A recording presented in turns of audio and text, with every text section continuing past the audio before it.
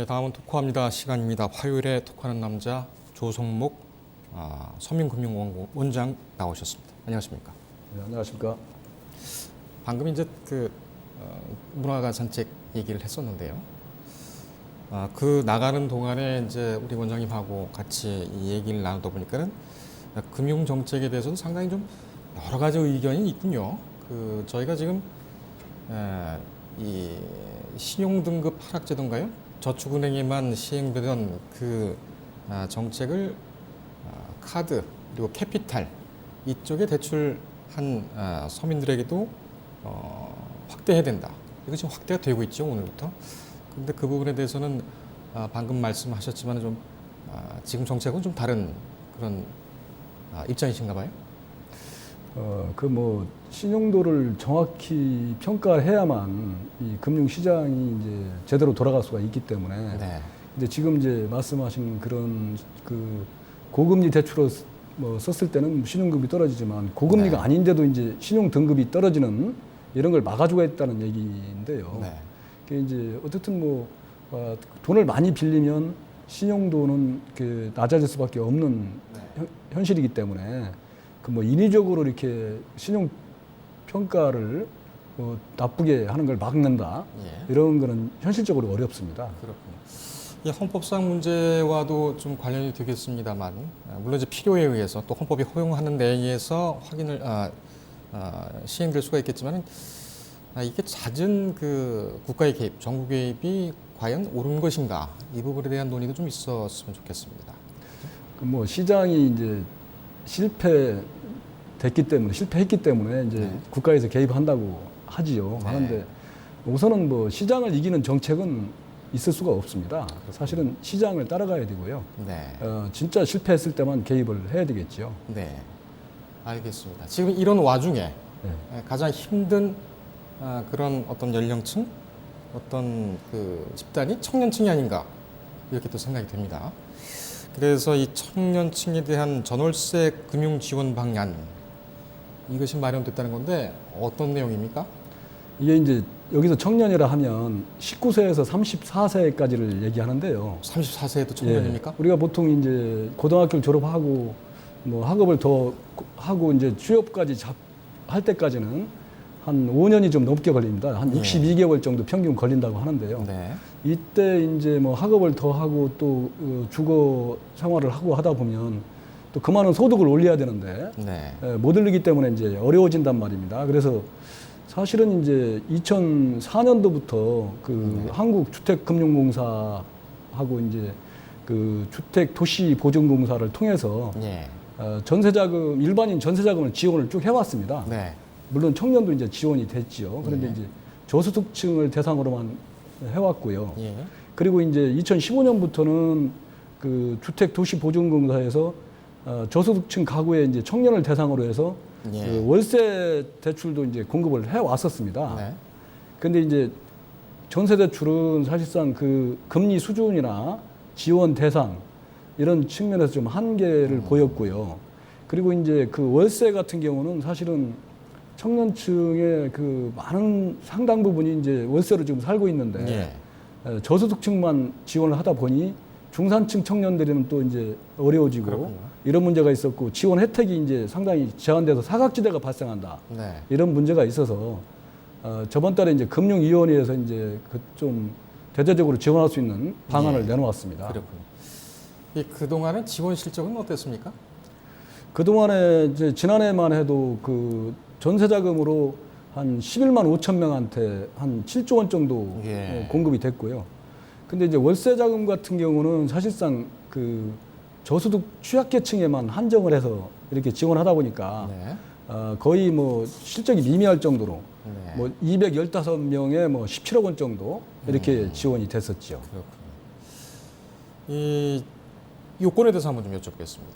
지금 요건과 종전 요건 좀 달랐습니까? 어떻습니까? 요건이 이제 많이 달라졌습니다. 네.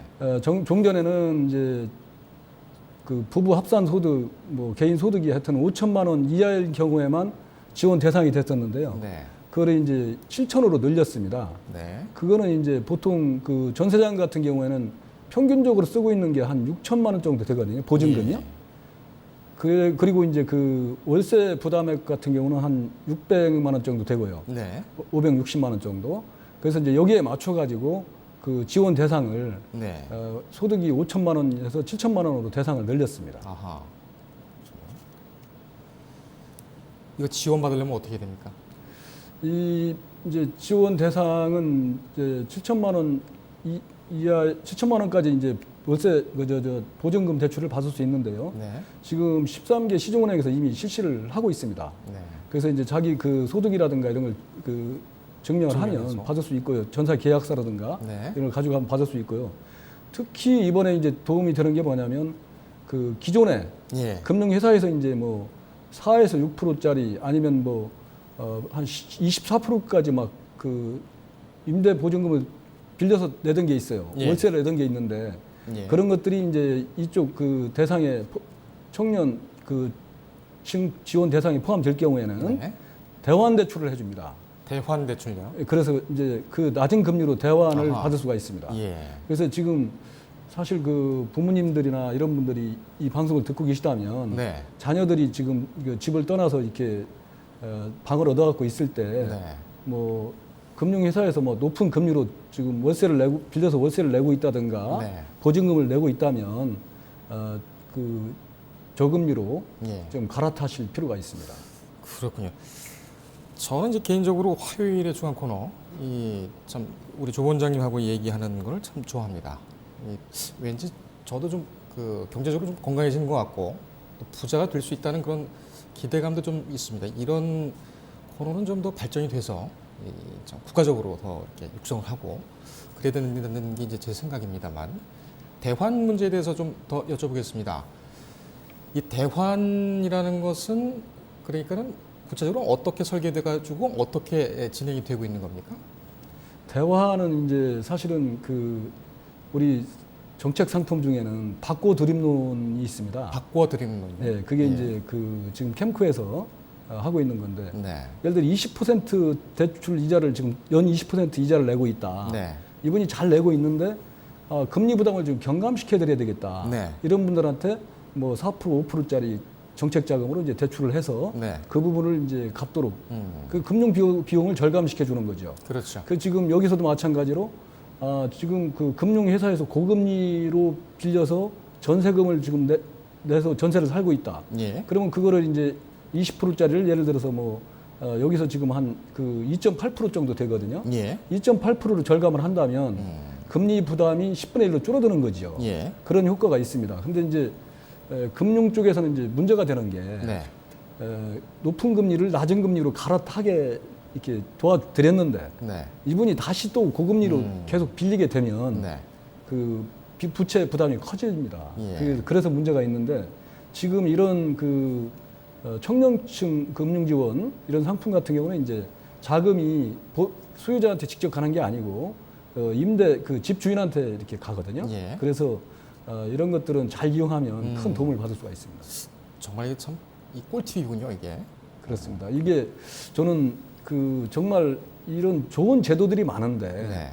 이런 제도들을 좀 잘 알려야 된다고 생각합니다. 예. 사실은 금융위원회나 그 우리 금융감독원, 뭐 소비자보호원 이런 데 나오는 정보들이 예. 정말 많이 알려져 가지고 일반인들이 금융 비용도 절감하고 피해도 예방하고 예. 했으면 좋겠습니다. 알겠습니다. 제가 참 이 숫자 개념이 좀 없거든요. 경제 개념이 좀 부족하다고 저는 스스로 생각을 하고 있는데 우리 원장님과 얘기를 하다 보면은 아주 쉽게 잘 이해를 할 수 있는 것 같습니다. 그리고 또 계속적으로 나오셔서 정부의 정책에 대해서도 많이 좀 적극적으로 확인하셔야 된다고 또 이렇게 말씀을 하시고 혹시 뭐 국가에서 이렇게 뭐 활동비라든지 이런 걸 받으십니까? 아닙니다. 저는 그런 건 뭐 없으십니까? 순수하게 그 서민들한테 도움이 되는 정보 예. 이런 걸 많이 알려가지고 진짜 서민들이 조금이라도 지금보다 그 형편이 좋아지는 네. 그런 걸 보는 게 소원입니다. 그래서 저도 이렇게 듣다 보면은 예전 경험이 저런 경우가 있었구나, 저런 상품이 있었구나, 뭐 이런 생각도 좀 해보고 나 몰래 가슴도 치고 그렇습니다. 저도 뭐 그 청년들을 다 키우고 있기 때문에 예. 더 관심을 많이 갖고 그러시- 왔습니다. 청년도 문제지만 이게 우리나라가 1인 가구가 많이 늘어나다 보니까 이 중장년 1인 가구들 이런 그런 사각지대 좀 있는 것 같습니다. 여기에 대한 정부 정책도 있습니까? 물론 그 지금 전세자금 대출이나 이런 것들은 아까 월세자금 대출 이런 것들은 뭐 어느 계층이나 다 있습니다. 네. 근데 물론 이제 청장년들에게 좀 집중해서 지금 1조 원 정도 이제 올해 공급 목표가 1조 원 정도 공급을 하겠다는 거고요. 예. 월세 같은 건 한 1,000억 원 정도 네. 집중하겠다는 겁니다. 그래서 근데 실제 주거 형태를 보면요. 그 중장년층들은 주거 비율이 60%가 넘습니다. 예. 근데 비해서 청년층이 지금 살고 있는 그 250만 가구가 되는데 네. 여기에서 그 월세 그 가구가 3분의 2가 됩니다. 네. 그래서 이 월세 가구나 전세 가구를 도와줄 수 있는 집중적으로 해야 될 거는 중장년층보다는 청년층이 더 시급하다 예. 이렇게 생각이 됩니다. 그렇군요. 마지막으로 하나만 좀 짧게 여쭙겠습니다. 이거 지금 바로 이용할 수 있습니까? 예, 이용할 수 있습니다. 어떻게 하면 되죠? 그거는 그 13개 시중은행에서 네. 지금 신청을 받고 있고요. 이건 이제 그 한국주택금융이나 여기서 네. 다 보증을 서주는 것이기 때문에 예.